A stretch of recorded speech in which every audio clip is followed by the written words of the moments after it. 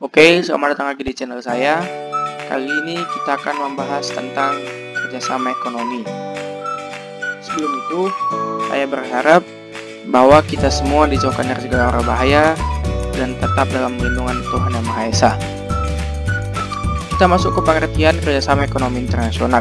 Pengertiannya merupakan kerjasama yang dilakukan suatu negara dengan negara lain atau dengan beberapa negara di mana tujuannya untuk dapat saling menguntungkan di bidang ekonomi. Selain di bidang ekonomi, tujuannya ini juga untuk meningkatkan devisa negara serta membuat hubungan relasi antar negara semakin baik. Kita masuk ke manfaat yang diperoleh Indonesia. Itu ada 5. Yang pertama itu kemajuan perekonomian. Hal ini dapat dilihat dari aktivitas ekspor, impor, dan jasa. Karena semakin tingginya tingkat ekspor barang, maka devisa negara pun semakin banyak. Yang kedua, Indonesia dapat memperoleh kemudahan mendapat bahan baku yang dibutuhkan oleh proses produksi.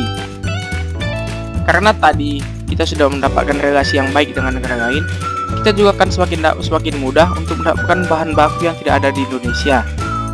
Yang ketiga, dapat membuka lapangan pekerjaan baru sehingga dapat mengurangi pengangguran dan kemiskinan. Ya, yang ketiga ini juga bisa terjalin karena adanya relasi yang baik lain. Karena kita bisa bekerjasama dengan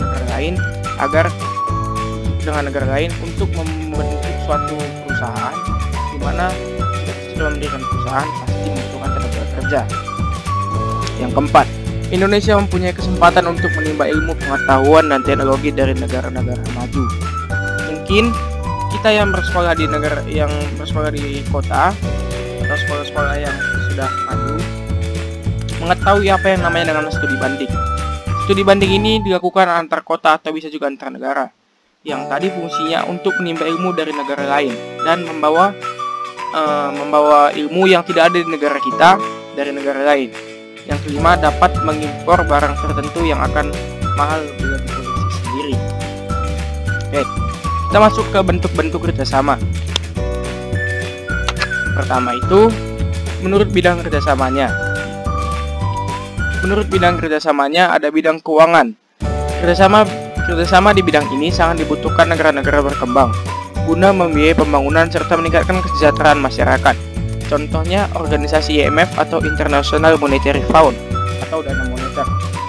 IMF sendiri berdiri pada tanggal 27 Desember 1945 yang kantor pusatnya ada di kota Washington, Amerika Serikat.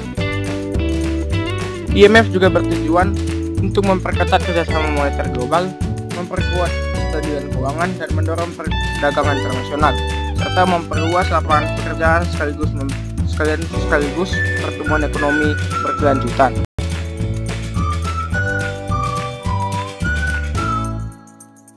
Oke, kemudian kita masuk ke namanya bidang perdagangan. Membicarakan masalah jenis dan jumlah barang yang ingin diperjualbelikan, termasuk dalam pengaturan tentang pengenaan pajak ekspor, tarif, dan lain-lain bagi negara anggota. Contoh organisasi yang berkecimpung pada bidang perdagangan adalah WTO atau World Trade Organization. WTO didirikan pada 1 Januari 1945 dan WTO merupakan organisasi internasional yang menaungi upaya untuk meliberalisasikan perdagangan. Organisasi ini juga menyediakan aturan-aturan dasar dalam perdagangan internasional, menjadi wadah perundingan konsensi dan komitmen dagang bagi para anggotanya, serta membantu para anggotanya menyelesaikan sengketa dagang dengan mekanisme yang mengikat secara hukum. Selanjutnya, kita masuk ke bidang perburuhan. Bidang perburuhan mengatur masalah hak-hak dan kewajiban buruh, serta masalah peningkatan taraf hidup dan kesehatan buruh bagi negara-negara anggota. Contohnya, organisasi ILO atau International Labour Organization. ILO didirikan pada tahun 1919 sebagai bagian persetujuan Versailles setelah Perang Dunia Pertama. Organisasi ini menjadi bagian PBB setelah pembubaran RBB dan pembentukan PBB pada akhir Perang Dunia Kedua.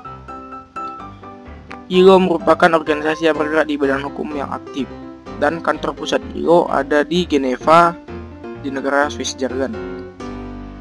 Dan Indonesia menjadi anggotanya pada tanggal 11 Juni 1950. Sekarang kita masuk menurut ruang lingkup kerjasamanya. yang terdiri dari kerjasama bilateral, kerjasama regional, kerjasama multilateral, dan kerjasama antar-regional. Kita jelaskan satu-satu dari kerjasama bilateral. Kerjasama bilateral merupakan kerjasama antar dua negara yang sifatnya saling membantu pada bidang produksi, perdagangan, dan lain-lain yang saling menguntungkan. Kemudian kita masuk ke kerjasama regional. Sebelum itu, ada organisasi yang namanya AEC atau ASEAN Economic Community. Kerjasama regional ini kerjasama ekonomi di antara beberapa negara yang berada di kawasan tertentu.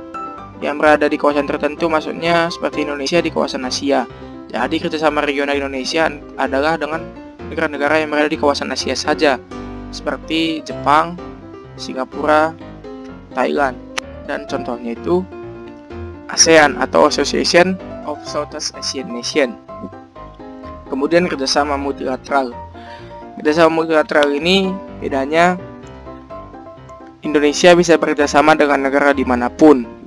Berbeda dengan kerjasama regional tadi, hanya bisa bekerjasama dengan negara-negara di kawasan Asia atau kawasan tertentu. Kemudian kita masuk ke kerjasama antar regional. Kerjasama yang dilakukan dua lembaga atau lembaga-lembaga ekonomi regional ataupun lebih. Di sini kerjasamanya bukan antar negara, melainkan antar organisasi, seperti ASEAN dengan Uni Eropa. Kita masuk ke lembaga kerjasama internasional. Yang pertama itu ada PBB atau Perserikatan Bangsa-Bangsa atau UNO atau United Nations Organization.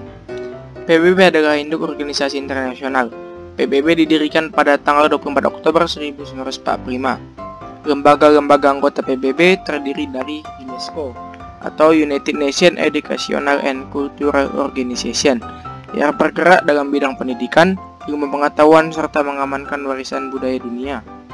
UNESCO berdiri pada tanggal 16 November 1945 dan UNESCO memiliki kantor pusat di Prancis. UNESCO juga memiliki 191 anggota negara. Organisasi ini memiliki 50 kantor wilayah serta lembaga dan institut di seluruh dunia.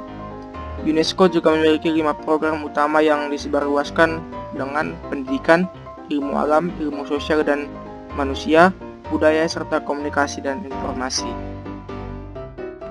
Lembaga-lembaga PBB yang kedua ada FAO atau Food and Agricultural Organization yang bertujuan untuk menaikkan tingkat nutrisi dan taraf hidup, meningkatkan produksi, proses pemasaran dan penyaluran produk pangan dan pertanian, mempromosikan pembangunan di pedesaan dan melenyapkan kelaparan.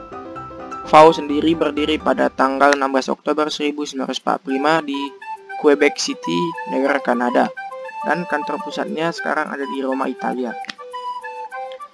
Dan pada tahun 1951, markas FAO dipindahkan dari Washington ke Roma, Italia. Dan terhitung pada tanggal 26 November 2005, FAO mempunyai 189 anggota negara. Jadi, markas awal FAO ini bukan di Italia, tetapi ada di Quebec, Kanada, kemudian dipindahkan pada tahun 1951. Dan FAO juga memiliki aktivitas utama yang terkonsentrasi pada 4 bagian.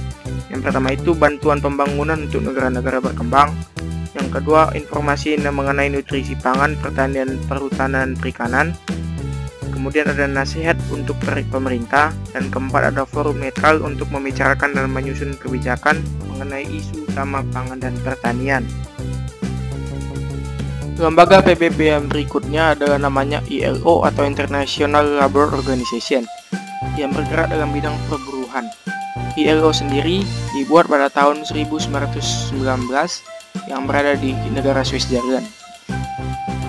Dan ILO merupakan organisasi tripartit yang setengah anggotanya merupakan dewan eksekutif dan mewakili pemerintahan berbeda. Selain itu juga, seperempat anggotanya merupakan perwakilan dari pemberi kerja dan seperempat lagi berisi perwakilan para pekerja. Kemudian ada yang namanya organisasi UNDP atau United Nations Development Program. UNDP merupakan organisasi yang memberikan bantuan teknis dan pembangunan bagi negara berkembang untuk memberantas kemiskinan, ketidaksetaraan, serta membantu negara-negara tersebut untuk maju. UNDP dibentuk pada tahun 1965 dan kantor pusatnya ada di New York City, USA. Perlu diketahui juga, UNDP merupakan organisasi terbesar dalam PBB. Organisasi ini dibiayai oleh donor. Donor-donor ini biasanya membantu menyediakan ahli dan penasehat, pelatihan dan perlengkapan pembangunan untuk negara berkembang dengan menambah pemberian bantuan untuk negara berkembang. Selanjutnya ada organisasi WTO atau World Trade Organization. WTO bergerak di bidang perdagangan internasional untuk mempertahankan tata niaga internasional dan pengaturan perdagangan secara umum. WTO sudah dibentuk pada tanggal 1 Januari 1945. Yang perlu diketahui, WTO dibentuk untuk menggantikan GATT. Persetujuan ini dibuat setelah Perang Dunia Kedua untuk meniadakan hambatan perdagangan internasional. Prinsip dan persetujuan GATT diambil oleh WTO yang bertugas untuk mendaftarkan dan memperluasnya. WTO juga memiliki tugas penting, yaitu yang pertama, mendorong arus perdagangan antar negara dengan mengurangi dan menghapus berbagai hambatan yang dapat menanggung kelancaran arus perdagangan barang dan jasa. Yang kedua, memfasilitasi perundingan dengan menyediakan forum negosiasi yang lebih permanen. Yang terakhir, penyelesaian sengketa dagang antar negara. Fungsi utama dari WTO adalah untuk memberikan kerangka kelembagaan bagi hubungan perdagangan antar anggota dalam implementasi perjanjian dan berbagai instrumen hukum termasuk yang terdapat dalam aneks persetujuan WTO. Yang kedua, untuk memberikan suatu forum tetap guna melakukan perundingan di antara negara anggota, mencakup isu-isu yang terdapat maupun belum terdapat dalam persetujuan WTO. Selanjutnya ada yang namanya UNICEF atau United Nations International Children's Emergency Fund. Organisasi ini memberikan bantuan untuk kemanusiaan serta perkembangan kesejahteraan anak-anak serta ibunya. Dan perlu diketahui juga, UNICEF merupakan salah satu anggota dari UNDP dan markasnya berada di kota New York. UNICEF sendiri juga dibentuk pada 11 Desember 1946. Selanjutnya kita masuk ke IMF atau International Monetary Fund. IMF membantu pertumbuhan ekonomi dengan menyediakan bantuan pinjaman keuangan ke negara-negara yang mengalami kesulitan dalam neraca pembayaran. IMF didirikan pada 27 Desember 1945. IMF juga memfasilitasi perdagangan internasional, mendorong perluasan lapangan kerja dan pertumbuhan ekonomi yang berkelanjutan, serta membantu mengurangi kemiskinan global. IMF diatur dan bertanggung jawab kepada 189 negara anggotanya. Pada saat pembentukan IMF dalam konferensi Bretton Woods di New Hampshire, Amerika Serikat, sebanyak 44 negara yang hadir saat itu berupaya membentuk sebuah kerangka kerjasama ekonomi internasional guna mencegah terulangnya devaluasi mata uang kompetitif yang mengakibatkan depresi besar pada tahun 1930-an. Misi utama IMF adalah menjamin stabilisasi sistem moneter internasional, yakni sistem nilai tukar dan pembayaran internasional yang memungkinkan negara-negara dan para warganya bertransaksi satu sama lain. Kemudian kita masuk ke yang namanya WHO atau World Health Organization. WHO merupakan badan yang memiliki otoritas pengarahan dan koordinasi bagi kesehatan internasional agar semua orang mencapai tingkat kesehatan tertinggi. Tugas utama WHO yaitu membasmi penyakit, khususnya penyakit menular yang sudah menyebar luas. WHO didirikan oleh PBB pada tanggal 7 April 1948. Direktur Jenderal WHO sekarang adalah Tedros Adhanom yang menjabat mulai 1 Juli 2017. WHO mewarisi banyak mandat dan persediaan dari organisasi sebelumnya. Organisasi kesehatan yang merupakan agensi dari RBB. Lembaga PBB yang terakhir ada namanya OPEC atau Organization of the Petroleum Exporting Countries. OPEC merupakan organisasi negara-negara pengekspor minyak. Organisasi ini didirikan dengan maksud untuk mengatur produksi dan harga minyak mentah. OPEC didirikan atas prakarsa produsen minyak terbesar di dunia, yaitu Irak, Kuwait, Arab Saudi, dan Venezuela. OPEC didirikan pada 14 September 1961 di Baghdad, Irak. Saat itu anggotanya hanya 5 negara. Sejak tahun 1965 markasnya bertempat di Wina, Austria. OPEC juga memiliki tujuan, yaitu menyatukan kebijakan perminyakan antara negara-negara anggota, memenuhi kebutuhan dunia akan minyak bumi, menstabilkan harga minyak dunia, menentukan kebijakan-kebijakan untuk melindungi negara-negara anggotanya.